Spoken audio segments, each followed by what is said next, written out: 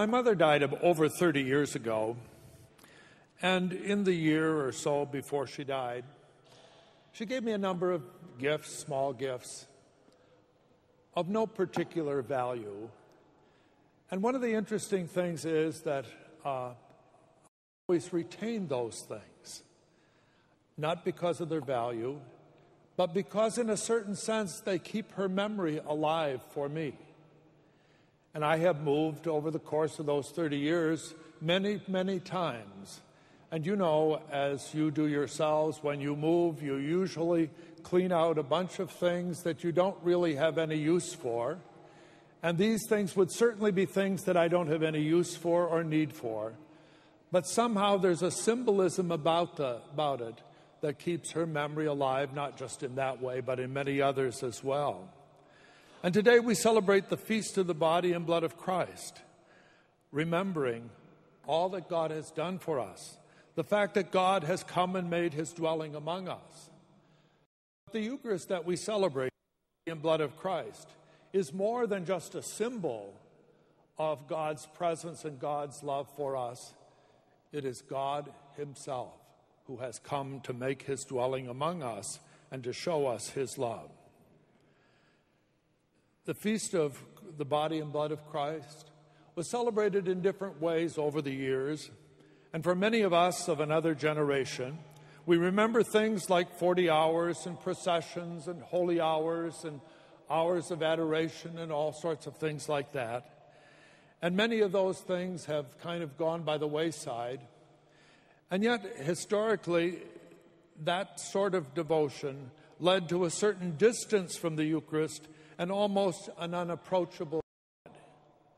And as a counterbalance to that, in the years following the Second Vatican Council, there was an effort to regain, if you will, a deeper sense of communion and a deeper sense of the fact that God has come and made his dwelling among us. And that expressed itself in many ways. The notion of looking at the Eucharist as a meal of God's people that we come to share, and in many other ways as well. And in a certain sense, sometimes we can become overly familiar with things, with the ordinary things of life. And the sense of awe and wonder and mystery of the fact that God is dwelling with us and is present among us can kind of go by the wayside. As I reflected back on my own life, in the years that I have been a priest, I have probably celebrated the Eucharist at least 15,000 times. When I just begin to multiply the years and the number of times that I probably would have said Mass over the years, it works out to about that.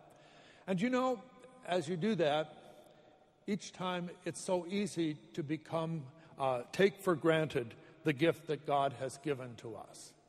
And it's so easy to just assume that everything is there, and we go about things in a very routine kind of way.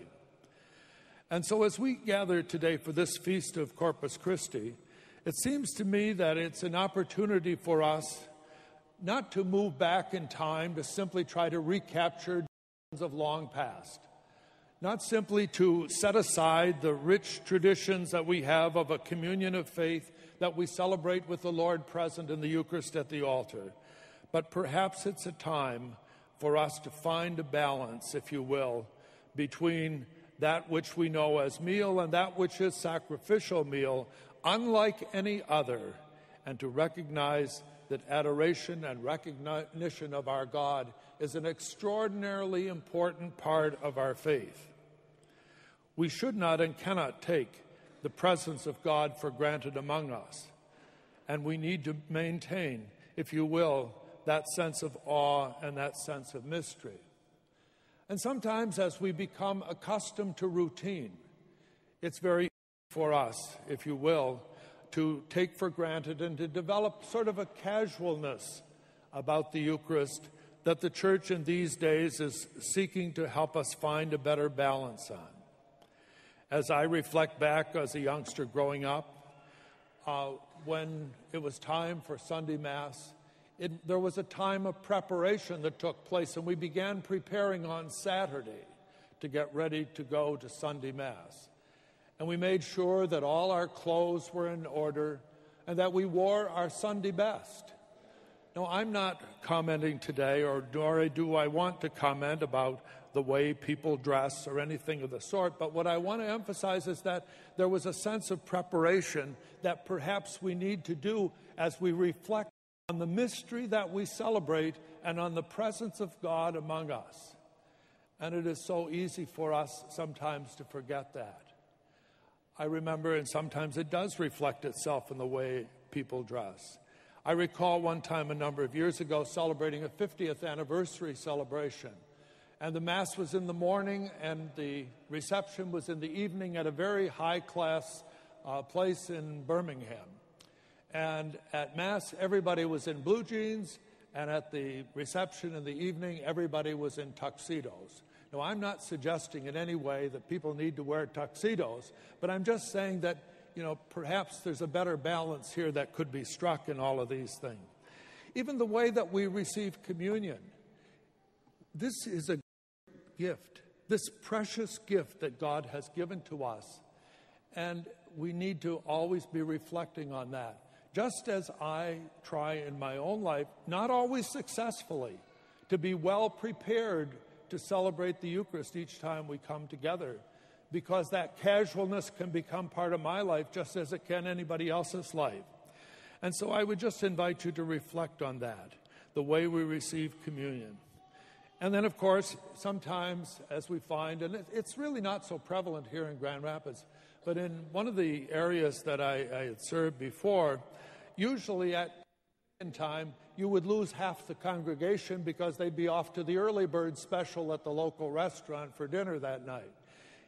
And I think we just need to reflect on the great mystery that is ours. And so this feast is really a time of thanksgiving for us all.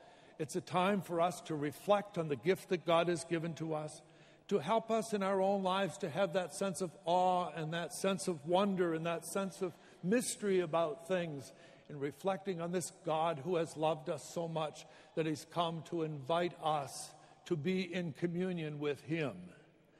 And so today, we come to give thanks. We come as we recognize we have not always found that balance in our day, and perhaps we never will. But we need to keep working at that. The gospel tells us of how Jesus nourished the crowd, and today he nourishes us with his body, with his blood. And what greater gift could God give to us as we stand in awe, wonder, and mystery before the God who has loved us so much that he came, he suffered, he died, and he gave his life for us in order that you and I could have life. So let us prepare, let us be in communion, but in awe and mystery. But let us give thanks and let us adore the living God.